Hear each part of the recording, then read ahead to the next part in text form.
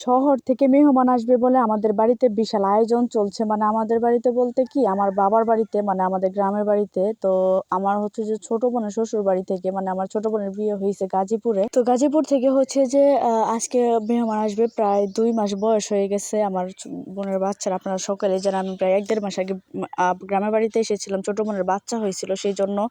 তো সেই বাচ্চাটা 2 মাস বয়স হয়ে গেছে প্রায়। তো এখন হচ্ছে যে ওর শ্বশুর বাড়ি থেকে, মানে আমার ছোট বোনের শ্বশুর বাড়ি থেকে এখন ওকে আর ওর বাচ্চাকে নিতে আসবে। তো সেই জন্য বিশাল আয়োজন চলছে। তো এখান থেকে প্রায় 15 জনের মতো লোক আসবে। আবার এইদিকে হয়েছে কি, আমার ছোট বোনের যেখানে বিয়ে হয়েছে, ওর ননাস যে আছে, ওর ননাসের আবার বিয়ে করছে আমার হচ্ছে যে জ্যাঠাতো ভাই। মানে এখানে হচ্ছে যে এক আত্মীয়ের মধ্যে 2 আত্মীয় হয়ে গেছে। ওরাও হচ্ছে যে এখানে অনেক আগে চলে এসেছে। তো যাই হোক, এইদিকে হচ্ছে যে আমার বড় আপু যে আছে, সে হচ্ছে যে গরুর মাংস রান্না করছে। গরুর মাংসকে রান্না করার জন্য হচ্ছে যে সমস্ত মশলাগুলোকে একদম নিয়ে সুন্দর করে হচ্ছে যে মাখিয়ে দিবে।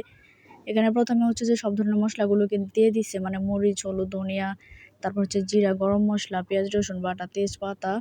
এখন হচ্ছে যে লং, সাদা এলাচ দেওয়ার পরে এখানে সরিষার তেল দিয়ে সুন্দর করে হচ্ছে যে প্রথমে মাখিয়ে নিবে। আর আমাদের গ্রামের বেশিরভাগ লোকেরা হয় কি, যে সরিষার তেল হচ্ছে যে ভাঙিয়ে তারা খায়। তো এবার আমার আব্বা হচ্ছে যে সরিষার তেল কিনে। আর দেখা যায় যে গ্রামের মানুষগুলো যদি তাজা মাংস আনা হয়, বেশিরভাগ ক্ষেত্রে দেখা যায় যে এইভাবেই তারা রান্না করে। আর এইভাবে কিন্তু মাখিয়ে কিছুক্ষণ রাখা হবে, প্রায় আধা ঘন্টার মতো একদম ঢেকে রেখে দেওয়া হবে। তাতে সমস্ত মশলাগুলো খুব সুন্দরভাবে মাংসের সাথে লেগে যায়, আর তাতে মাংস থেকে আর কি সুন্দর একটা ফ্লেভার চলে আসে। তো যাই হোক, ওইটা হচ্ছে যে গরুর মাংসটাকে সুন্দর করে ঢেকে রেখে দেওয়া হয়েছে। আর এদিকে হচ্ছে যে মুরগির মাংসকে সামান্য পরিমাণ লবণ আর হচ্ছে হলুদ মিক্স করে এটাকে কড়াইতে প্রথমে ভেজে নেওয়া হবে। আর মুরগির মাংসটা হালকা ভেজে রান্না করলে হয় কি, মুরগির মাংসের যে একটা গন্ধ থাকে আলাদা, মানে পোলট্রি মুরগির, সেই গন্ধটা কিন্তু আর থাকে না। তো সেজন্য হচ্ছে যে এটাকে ভেজে নেওয়া হচ্ছে। আজকে শহরের মেহমানদের জন্য অনেক আয়োজন করা হবে, শুধুমাত্র এখানে কিন্তু শেষ না। আর হচ্ছে যে আমাদের জামালপুরে কিন্তু মেহমানদেরকে এইভাবে আপ্যায়ন করা হয়। শুধু যে শহরের মেহমানদের জন্য এইভাবে আপ্যায়ন করা হয়েছে ব্যাপারটা কিন্তু এমন না। যে কোনো জায়গা থেকে আমার বোনদের, আমরা যে কয়টা বোন আছি, সে তাদের শ্বশুরবাড়ি থেকে মেহমানরা আসুক, অথবা যে কয়টা ভাই আছে আমাদের, তাদের শ্বশুরবাড়ি থেকে আসুক না কেন, যেখান থেকে মেহমানরা আসুক না কেন, তাদের জন্যও কিন্তু এইভাবে আপ্যায়নটা করা হয়।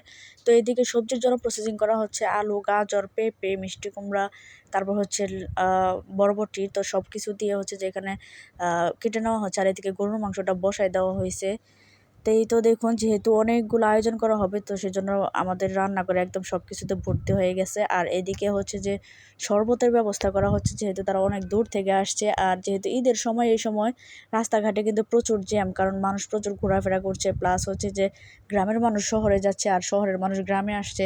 তো এইদিকে সেমাইগুলোকেও সুন্দর করে রান্না করে সেমাইটাকে রেখে দেওয়া হয়েছে টেবিলে। আর হচ্ছে শরবত রেডি করেও রাখা হয়েছে। আর এদিকে হচ্ছে যে আপেল, কমলা, পেয়ারা, তারপর হচ্ছে যে সমস্ত ফল ফ্রুটগুলো রেখে দেওয়া হয়েছে। আর এখানে দেখুন এক একজন কিন্তু এক এক কাজে ব্যস্ত। গ্রামের কাজ করতে গেলে এটাই হচ্ছে মজা। দেখা যায় যে বিশেষ করে আমি আমার গোষ্ঠীর প্রত্যেকটা ফ্যামিলিতে দেখছি যে এক ফ্যামিলিতে যদি কোনো মেহমান আসে, তখন দেখা যায় কি, মানে যেমন আমার চাচিদের ঘরে কোনো মেহমান আসলে তখন দেখি যে আমার জেঠি অথবা আমার মা এরা সবাই দৌড়ায় যায়, সেটা ওদেরকে সহযোগিতা করতেছে। অথবা আমাদের ঘরে মেহমান আসলে পরে চাচি জেঠি এরা আগে আসতেছে।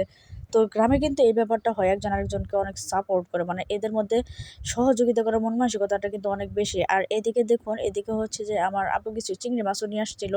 তো যেহেতু শহরের মানুষ, তারা হচ্ছে যে গ্রামের টাটকা টাটকা চিংড়ি মাছগুলো কিন্তু অনেক পছন্দ করবো। তো সেই জন্য আমার আপু হচ্ছে যে সকালবেলা বাজারে গিয়ে তাদের জন্য হচ্ছে যে চিংড়ি নিয়ে এসেছিল। তো সেই চিংড়ি মাছগুলোকে এখন হচ্ছে যে টমেটো দিয়ে প্লাস পেঁয়াজ দিয়ে সুন্দর করে ভুনা করে নেওয়া হচ্ছে। আর কালারটাও কিন্তু মাশাআল্লাহ সুন্দর আসছে। আর যেহেতু মাটির চুলাতে রান্না করা হচ্ছে, সেটা তো এমনিতেও রান্নাটা মজা হবে। আর এদিকে দেখুন, ডিম সিদ্ধ গুলাকেও হচ্ছে যে সুন্দর করে ছুলিয়ে নেওয়া হচ্ছে। আর এই তো এদিকে চিংড়ি মাছ ভুনাটা কিন্তু হয়ে গেছে। আর কালারটাও কিন্তু মাশাআল্লাহ আসছে। আর এইভাবে চিংড়ি মাছ ভুনা কিন্তু আমার অনেক পছন্দ। আর আপনাদের কাছে কেমন লাগে সেটা কিন্তু জানাতে ভুলবেন না। তো আজকের মতো এই পর্যন্তই। আল্লাহ হাফেজ।